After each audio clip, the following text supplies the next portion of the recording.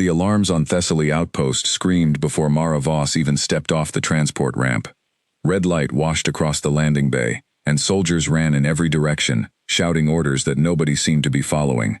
She stood there for a moment, with her bag on her shoulder, and her grandfather's old rifle strapped across her back, watching the chaos with calm eyes, while everyone else looked ready to break apart.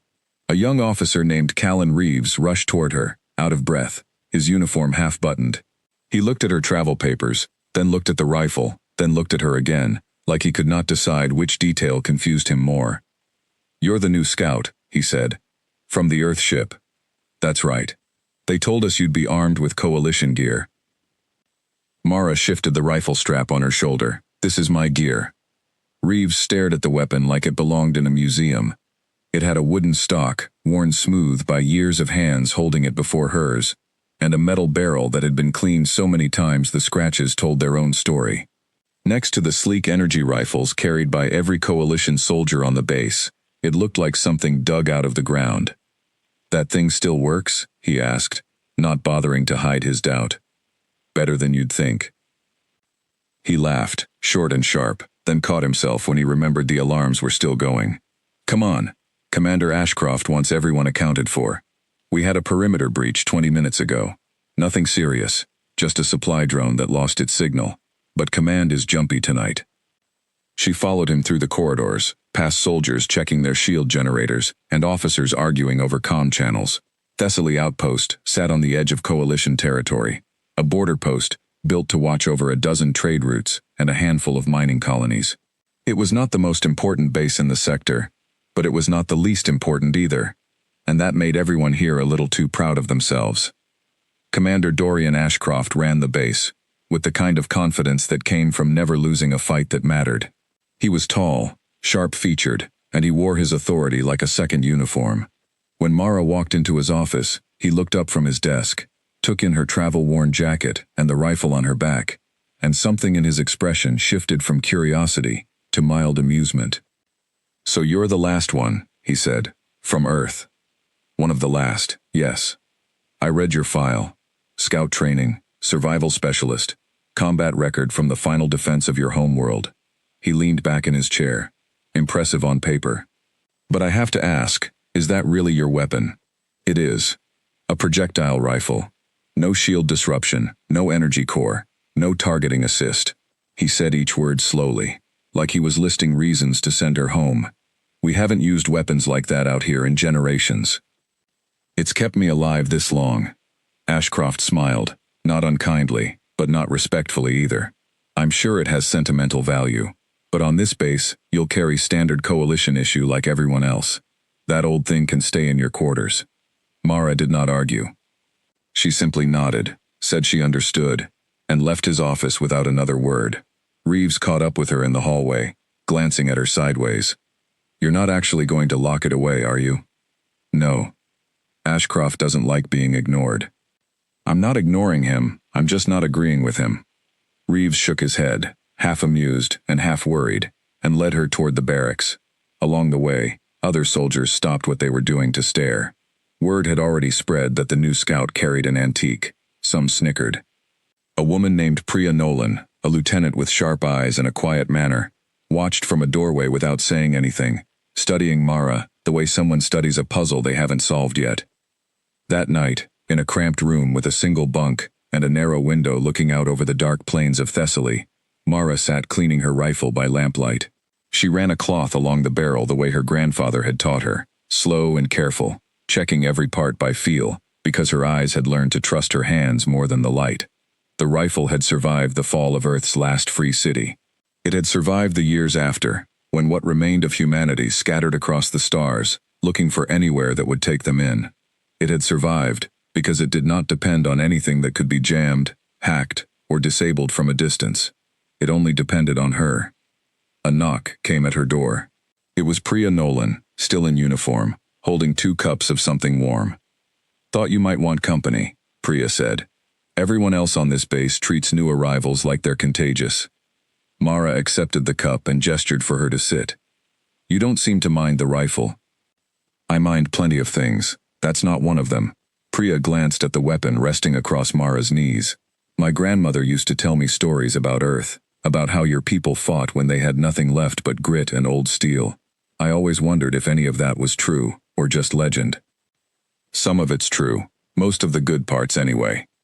They sat together for a while, talking quietly about nothing important, and Mara found herself relaxing for the first time since she had arrived. Priya was easy to talk to, careful with her questions, patient with silence. It was strange, comforting almost, to sit in a metal room on a strange planet and feel like she had found one person who did not think she was a joke. Later, after Priya had gone, Mara lay awake listening to the base settle into its nighttime rhythm. The alarms from earlier had stopped, the corridors outside had gone quiet, but something about the quiet did not sit right with her. She had spent enough years reading the small signs that came before trouble to know that calm did not always mean safety. The next morning, she was assigned to Perimeter Watch, the least desirable post on the base, stationed at a lookout tower on the far edge of the outer wall where nothing ever happened and nobody important ever visited. Ashcroft had made the assignment himself, and everyone understood the message behind it. The new scout with her useless old rifle could sit out there and watch the empty plains, while real soldiers handled real work. Mara did not complain. She climbed the tower stairs, settled into the small watchroom, and began doing what she did best. She watched. Not just the horizon, but everything. She studied the patrol schedules of the soldiers below, noting how predictable their movements were. She watched the shimmer of the base's shield generators, learning their rhythm, the way the barrier pulsed brighter every few minutes as it cycled through its defense pattern. She listened to the comm chatter drifting up from the base, picking apart which channels carried real information and which were just noise. Days passed this way. She was mocked in the mess hall by soldiers who called her the museum piece behind her back, loud enough that she could hear. She said nothing, ate her meals, and returned to her post. She was left off patrol rotations that mattered, given the dullest assignments, treated like a formality rather than a soldier. She said nothing to that either. Every slight, every dismissive glance she filed away, not with anger, but with the same careful attention she gave everything else. Anger clouded judgment. Patience sharpened it. Priya visited her tower sometimes, bringing food, sharing news from the base.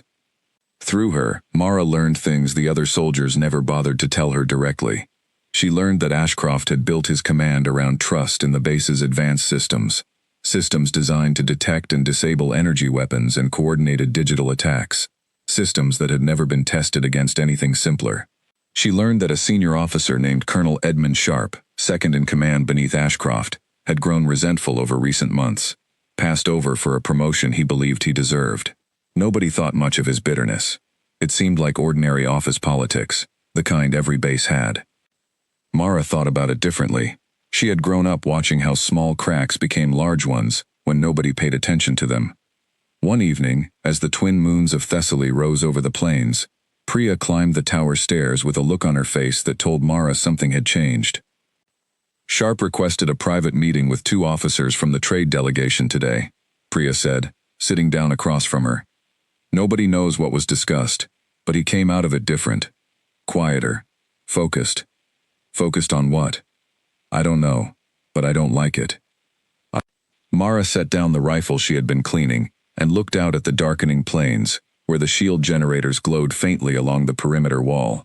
Somewhere out there, she thought, something was already moving, slow and quiet, the way real danger always moved before anyone noticed it. Keep your eyes open, she told Priya, and trust the quiet ones more than the loud ones. Priya nodded, though she did not fully understand what Mara meant.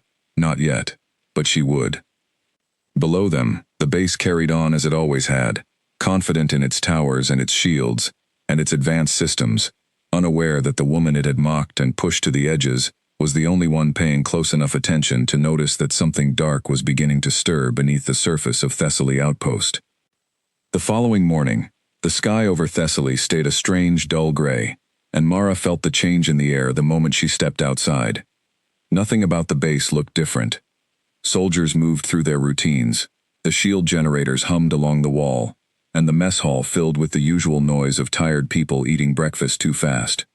But something underneath it all had shifted, and Mara had learned long ago that instinct was worth more than evidence when danger was still hiding.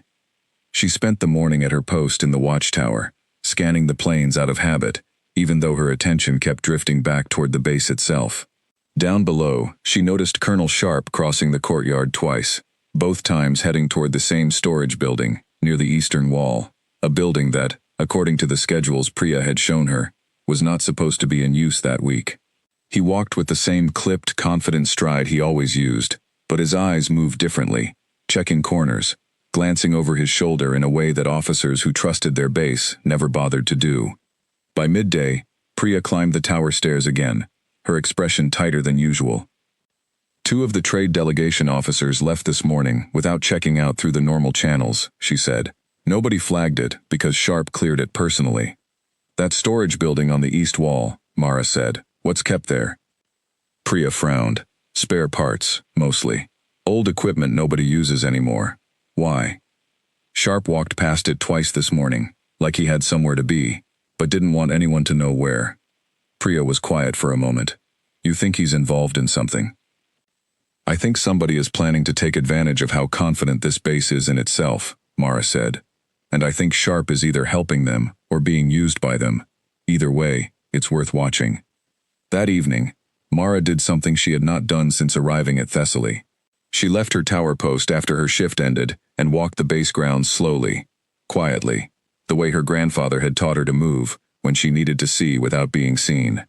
She avoided the main pathways lit by overhead lights and instead followed the narrow service walkways between buildings, keeping to the shadows. Near the storage building on the east wall, she found a maintenance hatch left slightly open, its access panel showing signs of a recent bypass. A thin scorch mark along the lock mechanism that any ordinary soldier might have missed, but that her eyes, trained to notice details others overlooked, caught immediately. She crouched beside it, studying the mark, then heard voices approaching from around the corner of the building. She slipped behind a stack of supply crates just in time to see Sharp walking with a man she did not recognize, someone dressed in civilian clothes that did not match the trade delegation's usual attire. The shield cycle runs on a 6-minute pattern, Sharp was saying, his voice low. Every base on this side of the sector uses the same defense architecture. Once the override codes are in place, the whole system goes down at once, not just here. The other man said something Mara could not hear clearly, and Sharp laughed, a short, humorless sound. They won't see it coming, Sharp continued. Ashcroft trusts the technology too much to imagine anyone could beat it without matching firepower. That's the mistake every commander on this side of the sector makes. The 2 men moved away from the building, their voices fading into the evening air, and Mara remained hidden until she was certain they were gone. When she finally stood, her mind was already working through everything she had just heard, piecing it together with what Priya had told her earlier. This was not simple resentment over a missed promotion. Sharp was working with someone outside the base, someone planning to exploit the shield systems that every coalition base relied on, systems built to defend against energy weapons and coordinated digital strikes, systems that had never needed to consider a threat that did not rely on either. She thought of her rifle, resting quietly in her quarters, built long before anyone imagined defenses like these existed. For the first time since arriving at Thessaly, she understood clearly why fate had placed her here, mocked and dismissed, exactly where nobody expected trouble to come from. She found Priya later that night in the officers' common room, sitting alone with a datapad, and pulled her aside into an empty corridor where they could speak without being overheard. I need you to trust me on something, Mara said, even though I can't prove it yet. Priya searched her face. You found something at the storage building. Sharp is working with someone outside the base. They're planning to bring down the shield systems, not just here, but across other bases that share the same defense architecture. I don't know when, and I don't know exactly how many people are involved, but it's real. Priya's expression hardened, the easy warmth she usually carried, replaced by something colder and more alert.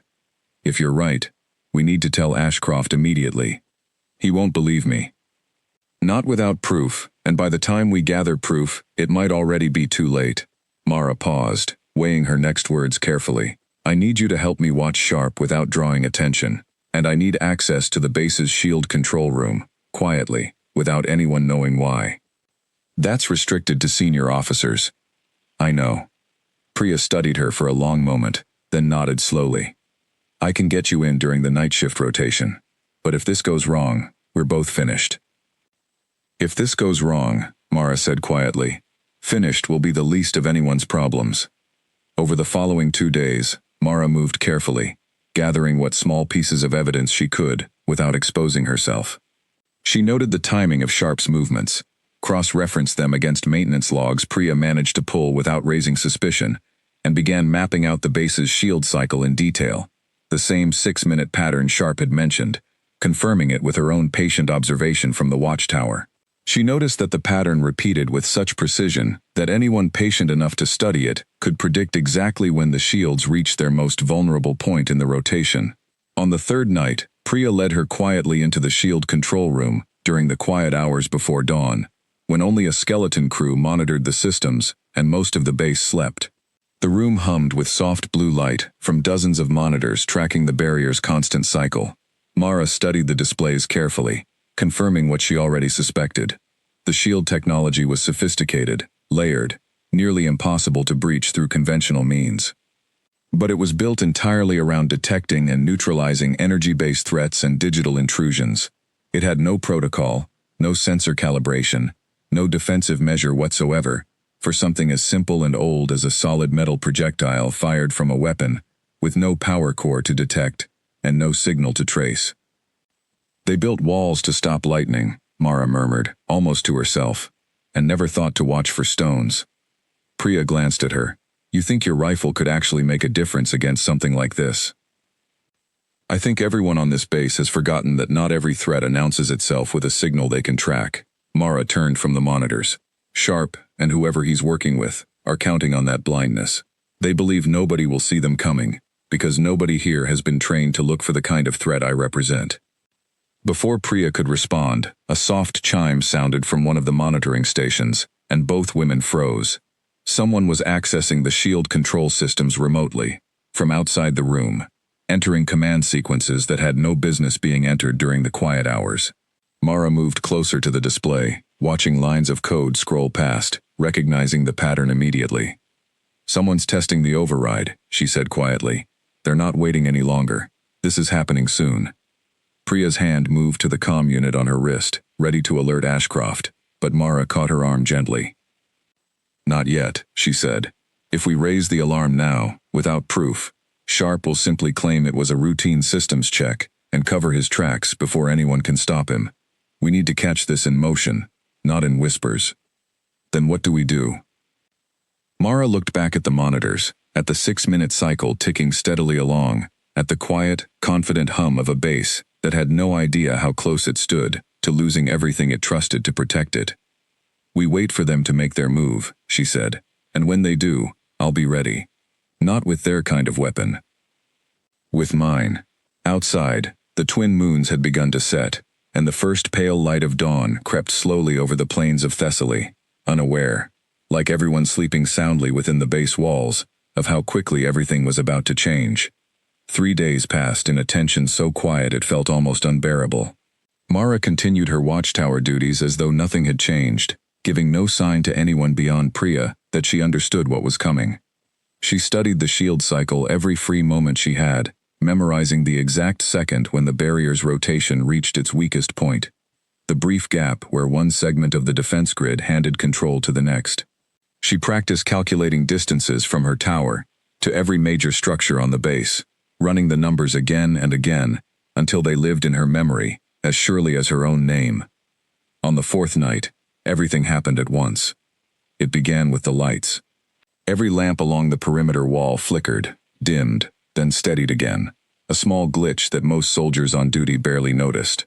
Mara noticed. She had been watching the shield cycle so closely that the disruption, small as it was, told her everything she needed to know.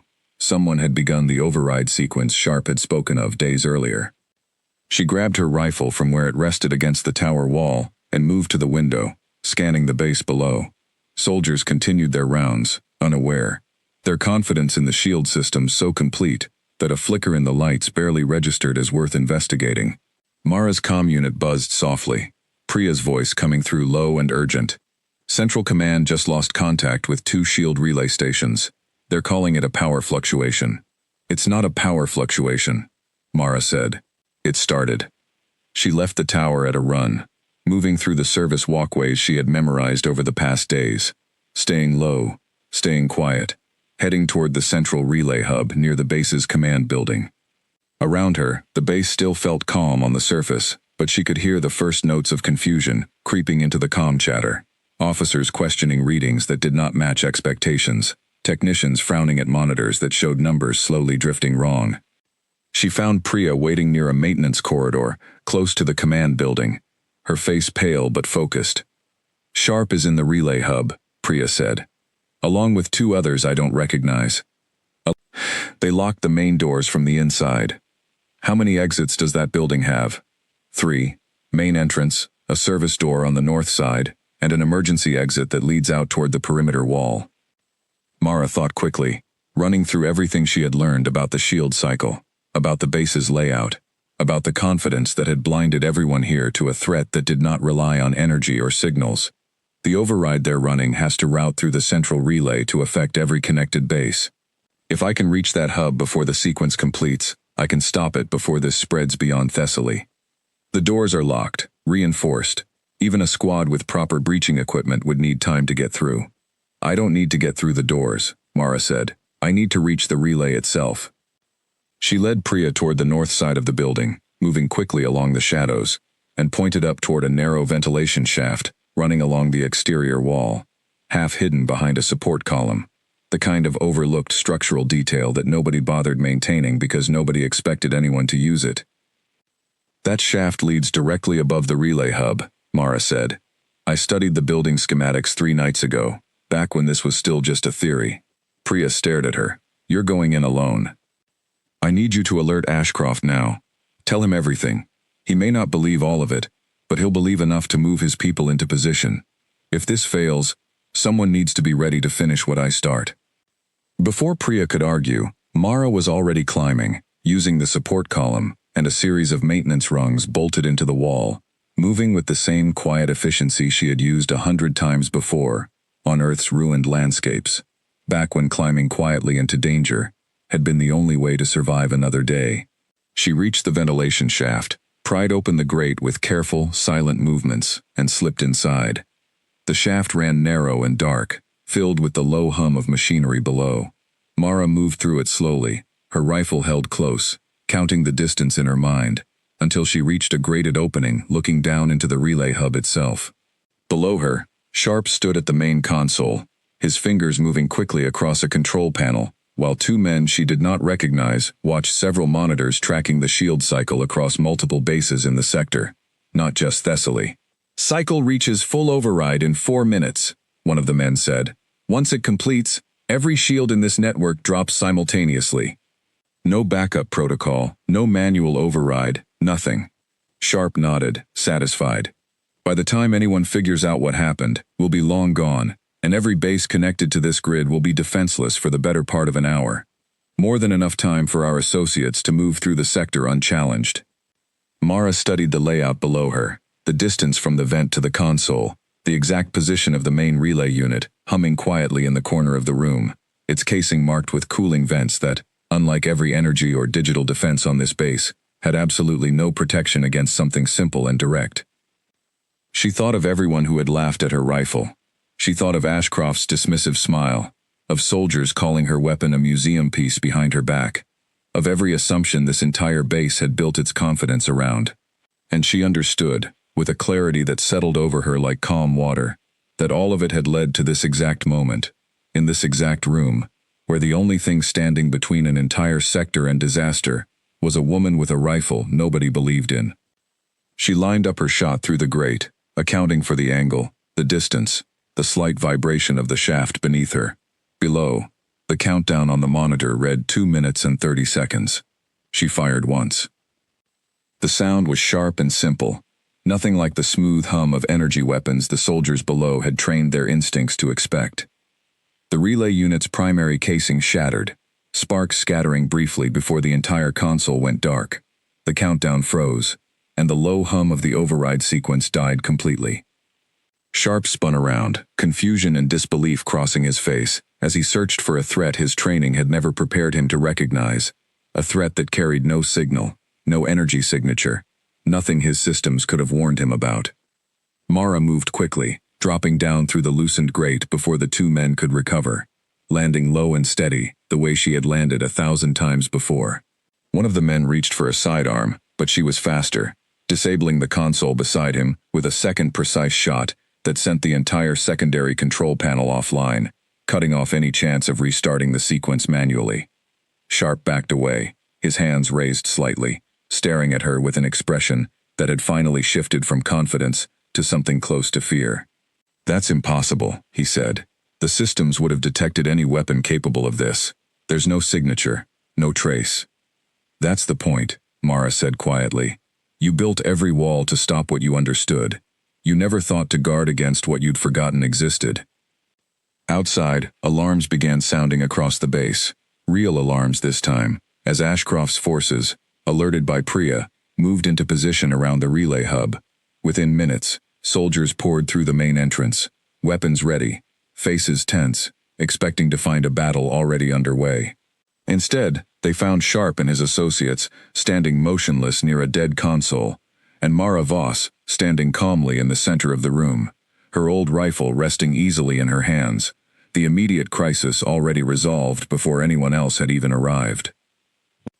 Ashcroft pushed through his soldiers, taking in the scene with wide, disbelieving eyes, his gaze moving from the shattered relay casing to Sharp's raised hands, to the woman he had dismissed only days earlier as carrying a useless antique. For a long moment, nobody spoke, the silence in the room heavier than any alarm still echoing through the base outside. The silence in the relay hub stretched long enough that Mara could hear the faint hum of the base's remaining systems settling back into their normal rhythm. Soldiers stood frozen near the entrance, weapons half raised, uncertain whether the danger had truly passed or whether they had simply walked into the middle of it. Ashcroft stepped further into the room, his eyes moving between the shattered console, the two silent men standing with their hands raised, and Sharp, whose face had gone pale in a way none of his officers had ever seen before. "Someone explain to me what just happened," Ashcroft said, his voice tight with a control that barely masked the confusion underneath it. Priya arrived a moment later, slightly out of breath, and quickly moved to Mara's side. "Commander, this is the situation I tried to warn you about." Colonel Sharp was working with outside contacts to override the SHIELD network, not just here, but across every connected base in the sector.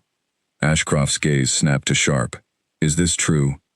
Sharp said nothing at first, his jaw tightening, his eyes darting toward the door, as though calculating whether escape remained possible. One of the soldiers near the entrance moved to block his path, and whatever hope he had been holding on to seemed to drain from his shoulders all at once. "You built this base around technology you never questioned," Sharp finally said, bitterness sharpening his voice. "I was passed over twice for command postings that should have been mine, watching officers with half my experience promoted ahead of me, because they knew how to smile in the right meetings. I found people willing to pay well for access to a network everyone assumed was unbreakable. It wasn't about the money alone. It was about proving that this entire system, this entire structure everyone worships, could fail. And you decided the way to prove it was to hand our defenses to people who would use that failure to hurt others," Ashcroft said, his voice low and cold. Sharp did not answer. He did not need to. His silence said enough. Ashcroft turned his attention to Mara, his expression shifting through several emotions before settling into something closer to disbelief, mixed with genuine curiosity. He looked at the rifle in her hands, then at the shattered relay casing across the room, then back at her. "You did this," he said, "with that." "I did." The entire override sequence stopped in under 2 minutes, using a weapon with no shield disruption, no energy signature, nothing our systems could have possibly detected. He shook his head slowly. "I don't understand how that's possible." "You built your defenses to stop threats you already knew how to imagine," Mara said. "Energy weapons, digital intrusions, coordinated strikes using technology matched to your own. Nobody here ever considered that something simpler, something that doesn't rely on any of that, could walk straight through every layer of protection you trusted completely." Ashcroft was quiet for a long moment, absorbing that. Around the room, soldiers exchanged glances, some still processing what they had just witnessed, others beginning to understand exactly how close the base had come to disaster, without ever realizing the danger, until it was already being stopped. Sharp and his 2 associates were taken into custody, led away under guard, their plans unraveling completely, as base security moved quickly to lock down every access point they had used, tracing their outside contacts through records Sharp had not been careful enough to fully erase. Within hours, Coalition Command from beyond Thessaly had been alerted, and the shield override vulnerability, that had nearly brought down defenses across the entire sector, was being addressed at every connected base. A fix made possible only because the sequence had been stopped before it could spread. Mara spent the rest of that night answering questions from officers who, only days earlier, would not have bothered speaking to her at all. She explained everything patiently, the shield cycle she had studied from her watchtower, the maintenance hatch she had discovered near the storage building, the conversation between Sharp and his contact that had first told her something serious was underway. She left nothing out, though she kept her explanations simple, practical, the same way she approached everything else. Near dawn, Ashcroft found her alone in the mess hall, sitting quietly with a cup of something warm, her rifle resting on the table beside her, no longer hidden or dismissed, but simply present, the way it always had been. He sat down across from her without asking permission, something he had not done since she arrived. "I owe you an apology," he said. "Several, actually. I judged you the moment you walked off that transport, and I let that judgment guide how this entire base treated you." "You judged the weapon," Mara said, "not entirely me, though I understand they were tied together in your mind." "That's generous of you to say." He glanced at the rifle again, studying it with new eyes, the worn wood, the careful maintenance visible in every inch of it. "How does something built with so little compare to everything we've developed since?" "It doesn't need to compare," Mara said. "It only needs to work. And it works, because it doesn't depend on anything that can be hacked, jammed, or predicted the way modern systems can be. Earth didn't survive by having better technology than everyone else. We survived by refusing to depend entirely on any single kind of strength. When the technology failed, and it did fail, more than once, the people who lived were the ones who had learned other ways to fight, other ways to think." Ashcroft absorbed that in silence, turning the words over carefully. "I imagine that's a harder lesson to learn than to hear. Most important lessons are." He studied her for a long moment, then extended his hand across the table, a gesture that carried more weight than either of them said aloud. "Thessaly owes you more than we can properly repay. I'd like you to lead a review of every defensive assumption this base has made, going forward. Not as an outsider we tolerate, but as someone whose judgment we've clearly failed to value the way we should have." Mara shook his hand, her grip steady, her expression calm. "I'll do that. But I'd like to keep the watchtower assignment too, at least sometimes. It's quiet up there. Gives a person time to notice things everyone else is too busy to see." Ashcroft almost smiled at that, something close to genuine respect crossing his face for the first time since she had arrived. Fair enough. In the weeks that followed, word of what happened at Thessaly Outpost spread quickly through the sector, reaching bases far beyond the one where it had unfolded. Officers who had once dismissed old-world technology as irrelevant began reconsidering assumptions they had never thought to question. Soldiers who had laughed at Mara's rifle behind her back found themselves seeking her out instead, asking quiet questions about survival, about patience, about the kind of thinking that came from a world that had lost everything and rebuilt itself on nothing but resilience and careful attention. Priya remained close to her throughout it all, the friendship between them growing steadier with each passing week, built on the kind of trust that only comes from standing together when everything else felt uncertain. Reeves, too, changed his attitude entirely, no longer joking about museum pieces, instead asking Mara to teach him some of what she knew, eager in the earnest way of someone who had learned humility the hard way. Late one evening, weeks after the crisis had passed, Mara climbed the familiar stairs to her watchtower, the rifle resting easily across her back the way it always had, no longer hidden, no longer mocked, simply carried the way it deserved to be. She settled into her usual seat by the window, looking out over the quiet plains of Thessaly under the light of the twin moons, and allowed herself a small, private moment of peace.